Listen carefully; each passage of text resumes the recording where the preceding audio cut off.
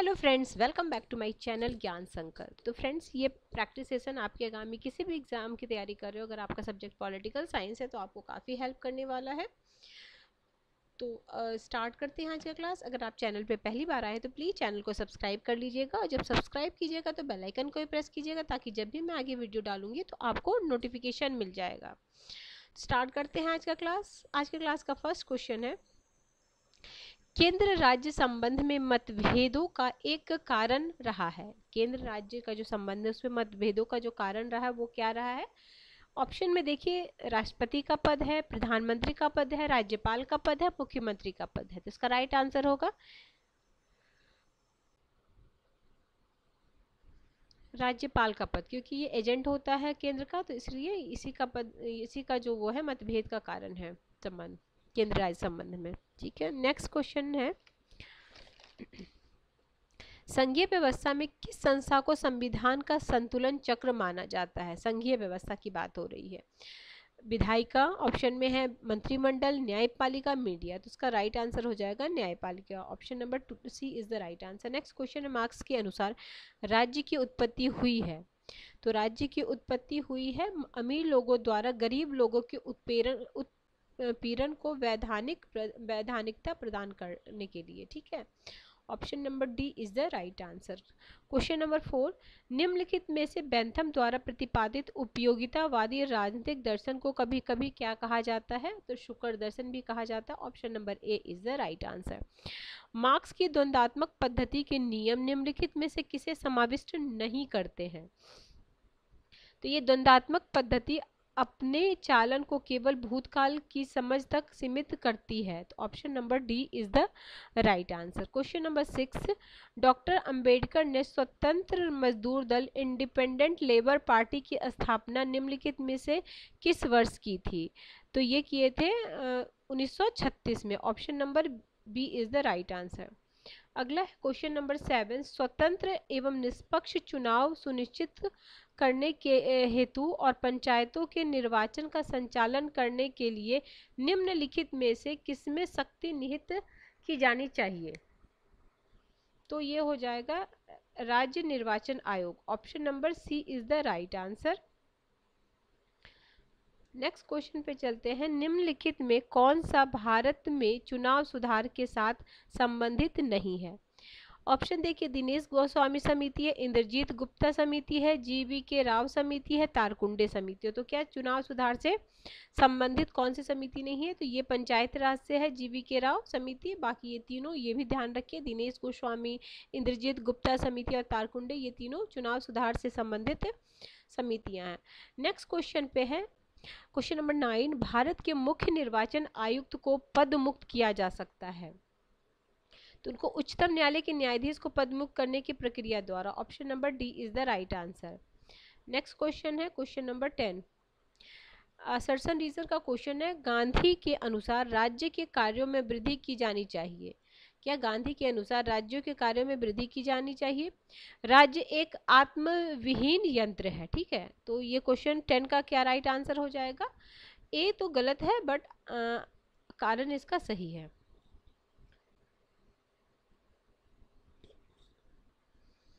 अगला question number 11, Kautilya का अर्थशास्त्र निम्नलिखित में से किस विषय से संबंधित है? तो कौटिल्य का जो अर्थशास्त्र है वो किस विषय से संबंधित है? वह है राजनीतिक शास्त्र से संबंधित। Option number B. मनुस्मृति में कितने अध्याय हैं? तो मनुस्मृति में क्या है? मनुस्मृति में टोटल 12 अध्याय हैं। Option number B. ठीक है, अगला क्वेश्चन नंबर 13, कौटिल्य द्वारा राज्य के किस सिद्धांत का प्रतिपादन किया गया है? तो कौटिल्य के द्वारा किस सिद्धांत का प्रतिपादन किया गया है? तो सप्तांग सिद्धांत का। Option number B is the right answer. Question number 14, Gandhi ji की कल्पना गांधी जी की कल्पना में आदर्श राज्य होगा, तो आदर्श राज्य कैसा होगा? तो राम राज्य होगा। Option number C is the right answer.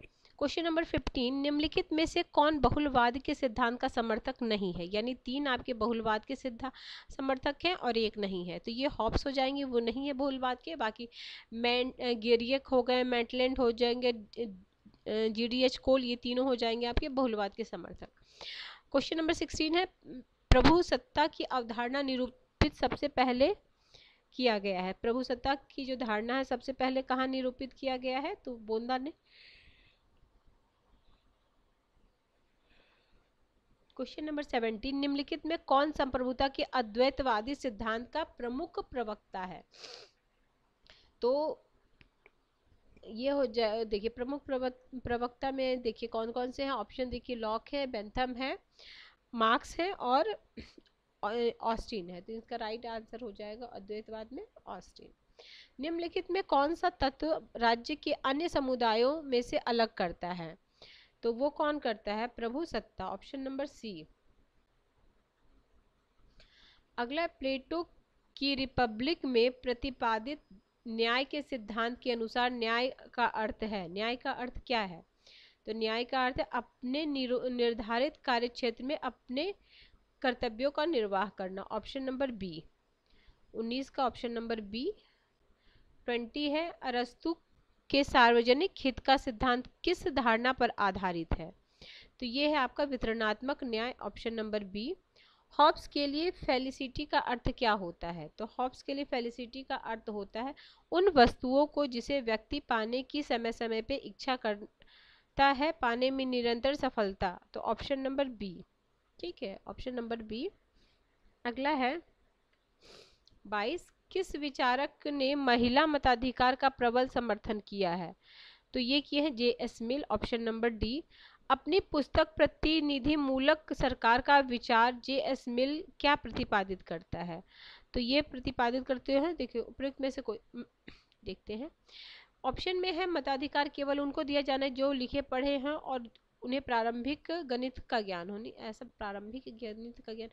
मतदान गुप्त मतदान द्वारा नहीं होना चाहिए, नहीं। उच्च शिक्षा प्राप्त व्यक्ति को एक से अधिक मत देने का अधिकार चाहिए। क्या पूछा जा रहा है? अपनी पुस्तक प्रतिनिधि मूलक सरकार, तो उपयुक्त में से कोई नहीं हो जाएगा, option number D is the right answer. अगला है क्वेश्चन नंबर 24। 24 में है, निम्नलिखित में से किसने महात्मा गांधी द्वारा असहयोग आंदोलन को स्थगित करने का निर्णय का समर्थन किया था? असहयोग आंदोलन को तो इनमें से कोई नहीं हो जाएगा, option number D is the right answer. अगला, किस राष्ट्रवादी नेता के विषय में यह कहा गया है कि वे राजनीति, क्या क्वेश्चन नंबर 24, देखिए 23 का जो थोड़ा सा एक्सप्लेन मैं कर देती हूँ। मिल ने अपनी पुस्तक कंसिडरेशंस रिप्रेजेंटेटिव, एक मिनट, कंसिडरेशन रिप्रेजेंटेटिव गवर्नमेंट में प्रतिनिधि शासन के सिद्धांत का समर्थन करते हुए मताधिकार की क्रमिक विस्तार की योजना प्रस्तुत की। उन्होंने कहा है कि जन साधारण को सबसे पहले स्थानीय मामले पर वोट देने का अधिकार मिलना चाहिए। उनके अनुभव, कुशलता और बुद्धिमत्ता के विस्तार के साथ साथ अंततः उन्हें राष्ट्रीय निर्वाचन मंडल के अंतर्गत पूर्ण योग्यता प्राप्त नागरिकों के रूप में प्रवेश मिलना चाहिए। मिल स्त्री मताधिकार के आरंभिक समर्थक थे। मिल का मानना है कि आधुनिक लोकतंत्र के लिए केवल प्रतिनिधि शासन प्रणाली ही उपयुक्त है। चलिए अगला क्वेश्चन है, क्वेश्चन ये हो गया, इनमें से कोई नहीं हो जाएगा। क्वेश्चन नंबर 24 का भी, क्वेश्चन नंबर 25 देखते हैं। 25 क्या बोल रहा है? किस राष्ट्रवादी नेता के विषय में यह कहा गया है कि राजनीति में उग्र उन्मूलनवादी थे परंतु सामाजिक मुद्दे पर रूढ़िवादी थे? तो 25 का हो जाएगा right answer, option number B, Bal Gangadhar तिलक। ठीक है, बाल गंगाधर तिलक। निम्न में किसने भारत छोड़ो आंदोलन में भाग नहीं लिया? भारत छोड़ो आंदोलन में इनमें से कौन भाग नहीं लिए हैं? तो ये हो जाएंगे भीमराव अंबेडकर। बाकी राम मनोहर लोहिया ने लिया है, जयप्रकाश नारायण ने लिया, मोरारजी देसाई ने लिया, option number D is the right answer. Question number 27, इनमें से कार्ल मार्क्स ने हीगल के कौन सा विचार लिया था? कार्ल मार्क्स ने हीगल से कौन सा विचार लिया था? तो इनमें से कार्ल मार्क्स ने हीगल का कौन सा विचार लिया था? तो वर्ग संघर्ष नेतृत्व, द्वंद्वात्मक पद्धति। तो 20 ये हो जाएगा, द्वंद्वात्मक पद्धति लिए थे ना, dialectical method, option number C. निम्न में किसका निम्न विचारकों में से किसकी यह कल्पना थी कि अंततः राज्य विघटित हो जाएगा? अंततः राज्य तो ये कार्ल मार्क्स का था। मार्क्स ने साम्यवाद को एक अस्त व्यस्त स्थिति में पाया और उसे एक आंदोलन बना दिया। इसके द्वारा उसे एक दर्शन मिला और एक दिशा मिली। यह कथन जो है किसका है? तो ये कथन लास्की का है। Option number D is the right answer. ये कई बार पूछा गया है, ध्यान रखिएगा। कोटेशन क्वेश्चन नंबर 30, निम्नलिखित में कौन सा सही सुमेलित नहीं है? सुख दुख बेंथम, ठीक है, बहुल मतदान का निषेध, मिल, सकारात्मक स्वतंत्रता, दार्शनिक राजा का सिद्धांत। तो ये क्या पूछा जाए, इनमें से कौन सा सही नहीं है? तो यही हो जाएगा ऑप्शन नंबर बी। 31, एकात्मक राज्य वह है जिसमें समस्त सत्ता एवं शक्ति एक केंद्र में निहित रहती है। इसकी इच्छा और इसके अभिकर्ता संपूर्ण क्षेत्र पर वैधानिक रूप से सर्वशक्तिमान होते हैं। यह कथन किसका है? तो 31 का हो जाएगा option number D, Herman Finer. Option number अगला है, एक मिनट, अब मैच करना। छोटे छोटे नक्षत्रों के बीच चंद्रमा, समकक्ष में प्रथम, संपूर्ण शासन व्यवस्था का मूल, सूर्य जिसके इर्द गिर्द घूमता है। तो 32 का आपका मैच करते हैं हम, इसका राइट आंसर डी हो जाएगा।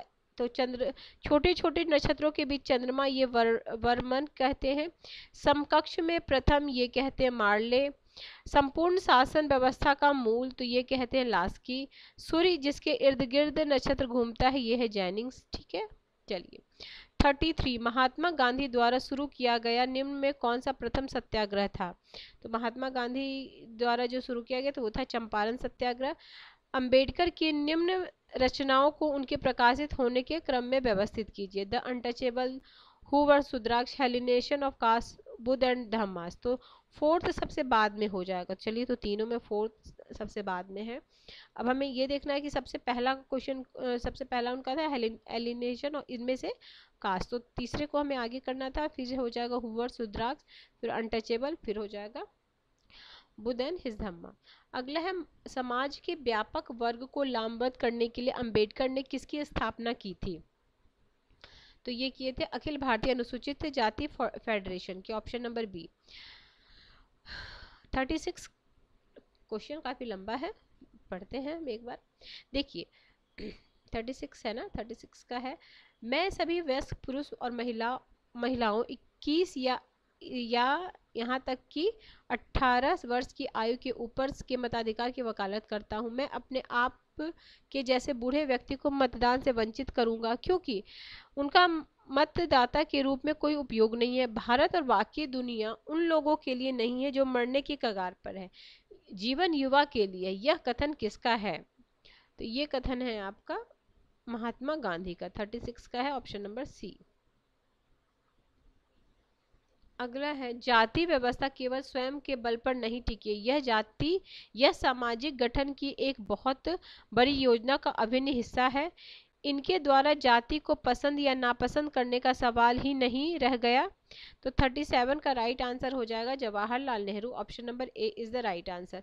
अर्थशास्त्र में सरकार के कितने विभागों का वर्णन किया गया है? तो ये किया गया है 34। Option number C is the right answer. Kautilya के 60 गुण्य नीति का कौन सा पक्ष चढ़ाई करने से संबंधित है? तो ये है ऑप्शन यान। Option number D is the right answer. मनुष्य को सोचने से के पूर्व खाना चाहिए, खाने के लिए उसे उत्पादन करना होगा, उत्पादन एक मूल कार्यकलाप है। तो 40 का राइट आंसर हो जाएगा Karl Marx. Option number D is the right answer. निम्न में से कौन मार्क्सवाद को राजनीतिक सिद्धांत के स्थान पर विचारधारा मानता है? तो ये है आपका जर्मिनो। Option number A is the right answer. 42, राज्य और क्रांति के विषय में मार्क्स का सिद्धांत किससे संबंधित है? तो ये संबंधित है फ्रांसीसी क्रांतिकारी परंपरा। अगला, मार्क्स एक क्रांतिकारी था, मार्क्स का इतिहास की प्रक्रिया से कोई प्रयोजन नहीं। तो इसका राइट आंसर ए सही है लेकिन आर गलत है। कौन सी रचना कार्ल मार्क्स की नहीं है? तो German ideology, critique of Gotha programme, manuscript, science of logic. तो ये हीगल की है ना, ये 44 का डी हो जाएगा। अगला है असर्शन रीजन का क्वेश्चन हो गया। असर्शन बोल रहा है जेएस मिल के अनुसार इच्छा शक्ति राज्य सहित सभी संस्थाओं का आधार है। ठीक है, चलिए आगे चलते हैं, उसका कारण भी देख लेते हैं। कारण बोल रहा है इच्छा शक्ति न केवल संख्या पर निर्भर है अपितु उसका एक गुणवत्तापरक आधार है और वह इच्छा शक्ति जो संस्थाओं को बनाती है विश्वास का रूप लेती है। तो ये हो जाएगा 45 का राइट आंसर। ये दोनों सही है और सही व्याख्या है। 46 है, ऑक्सफोर्ड का कहना है कि हॉब्स अंग्रेज बोलने वाले लोगों में पैदा होने वाला सबसे महान राजनीतिक चिंतक है। ठीक है, कोई अन्य चिंतक उसके दार्शनिक आधार या विचार को स्पष्टता की बराबरी नहीं कर सकता। तो 46 का राइट आंसर हो जाएगा ऑप्शन नंबर ए, दोनों सही है और सही इसकी व्याख्या है। अगला है किसने संघात्मक सरकार की परिभाषा इस प्रकार की है कि एक संघात्मक राज्य एक ऐसे राजनीतिक उपाय के अतिरिक्त कुछ नहीं, इसका उद्देश्य राष्ट्रीय एकता तथा राज्य के अधिकारों में मेल रखता है। तो 47 का राइट आंसर हो जाएगा option number C, A B Dicey. चलिए नेक्स्ट क्वेश्चन, क्वेश्चन नंबर 48, संविधान के बिना राज्य न होकर अराजकता का एक शासन है, यह कथन किसका है? तो ये जेलिनेक का है, option number B is the right answer. 49, संविधान की किस अनुसूची में केंद्र और राज्य के मध्य शक्तियों का विभाजन उपबंधित किया गया है? तो ये उपबंधित किया गया है 7वीं अनुसूची, option number C is the right answer. भारतीय संघवाद के उदाहरण को किस नाम से सर्वोत्कृष्ट विश्लेषित किया जाता है? तो 50 का राइट आंसर हो जाएगा अर्धसंघीय संघवाद, अर्धसंघवाद, option number C is the right answer. अगला है आधुनिक समय में अनेक कारणों से व्यवस्थापिका की तुलना में कार्यपालिका को अधिक महत्व प्राप्त हुआ है, निम्नलिखित कारणों का चयन कीजिए। 51, तो 51 का हो जाएगा ए, 51 का हो जाएगा ये वाला, प्रदत्त विधान की अवधारणा, शासन के क्षेत्र में विशिष्ट ज्ञान की अवधारणा, प्रशासन की बढ़ती जटिलता। तो सेकंड, थर्ड एंड फोर्थ। ठीक है, ये क्या हो गया, चलो अगला है ये 40, 51, 52, निम्नलिखित में से संविधान द्वारा क्या सुनिश्चित किया जाता है? तो इसका राइट आंसर हो जाएगा, देखिए कार्यपालिका की शक्ति भी, शासक और शासित के बीच संबंध भी, सरकार की विभिन्न संस्थाओं के बीच संबंध, उनका संरचना, ये सभी हो जाएगा।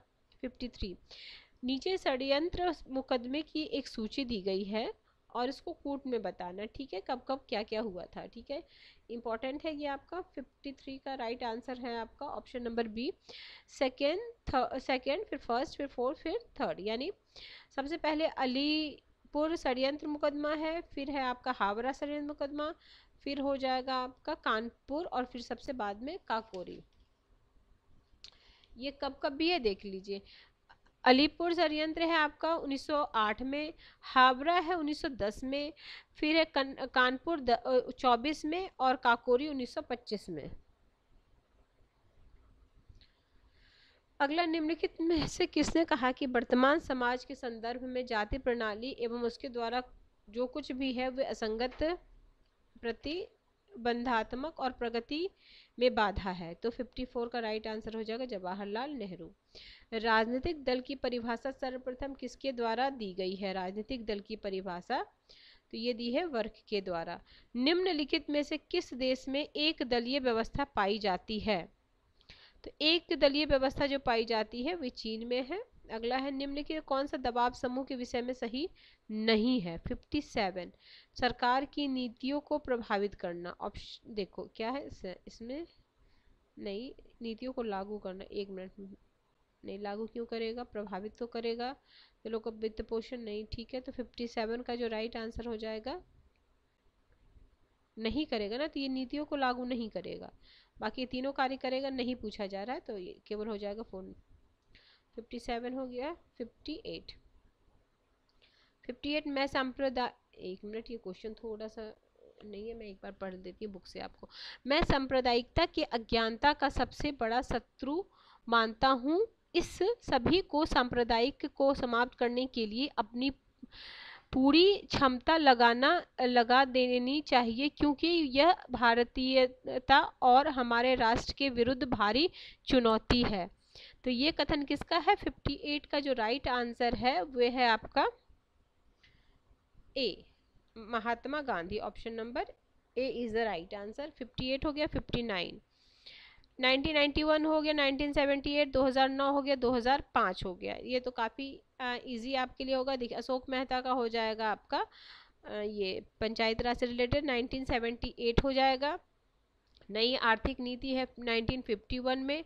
सूचना का अधिकार 1905 में, मतलब 2005 में। और राष्ट्रीय शिक्षा हो जाएगा आपका 2009 में। तो ए का हो जाएगा आपका सेकंड, ए का सेकंड, तो एक सही आंसर आ जाता। ठीक है, इसमें ऑप्शन गलत है, यहाँ 3 हो जाएगा। ठीक है, चलिए 60 क्वेश्चन है।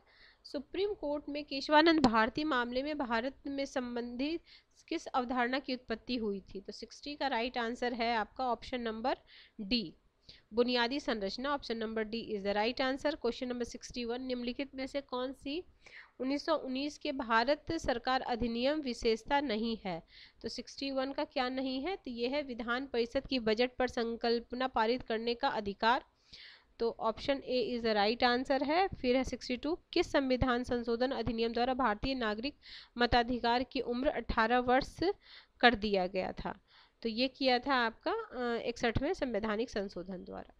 तो ठीक है फ्रेंड्स, आज हमने 62 most important most expected question किए हैं जो आगामी किसी भी स्टेट से हो। अगर आप सब्जेक्ट पॉलिटिकल साइंस से किसी भी स्टेट का टीजीटी पीजीटी दे रहे हो, उसमें काफ़ी आपको हेल्प करेगा। ठीक है, इसके अलावा मेरे चैनल पे आपको ये यूजीसी नेट के भी पीवाईक्यू मिल जाएंगे, उसकी भी प्रैक्टिस सेशन मैं काफ़ी सारे ले रखी हूँ। आप चैनल पे हो तो एक बार प्लेलिस्ट को चेक करना, तो उसमें मिल जाएगा आपको। चलिए मिलते हैं हम नेक्स्ट वीडियो में। Till then bye bye, keep watching and keep sharing.